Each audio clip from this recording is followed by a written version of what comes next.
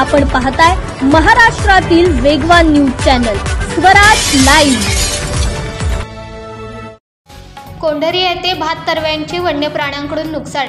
भोर तालुक्याच्या पश्चिमेकडील हिरडस मावळ भागातील कोंढरी येथे भात तरव्यांचे वन्य प्राण्यांनी नुकसान केले आहे। हिरडस मावळ भागात भात हे मुख्य पीक असून त्यातून मिळणाऱ्या उत्पन्नातून शेतकरी आपली उपजीविका भागवत असतो। या भागात धूळ वाफेत पेरणी केली जाते। भात तरव्यांसाठी समाधानकारक पाऊस झाल्यामुळे भात तरव्यांची चांगल्या प्रकारे उगवण झाली होती, परंतु पुढील काही दिवसात भात लावणी करण्यासाठी आलेल्या तरव्यांचे मात्र सांबर जातीच्या वन्य प्राण्यांनी संपूर्ण तरवे खाल्ल्याची घटना कोंढरीतील शेतकरी जिजाबा गणपत पारठे यांच्या शेतात घडली आहे।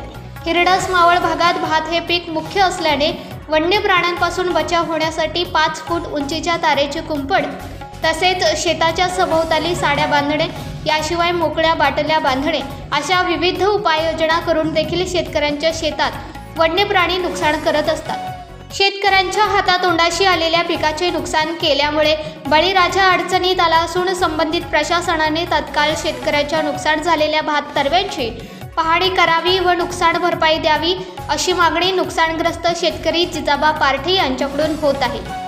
सदर घटनेविषयी वन विभागाशी फोनद्वारे माहिती दिली आहे।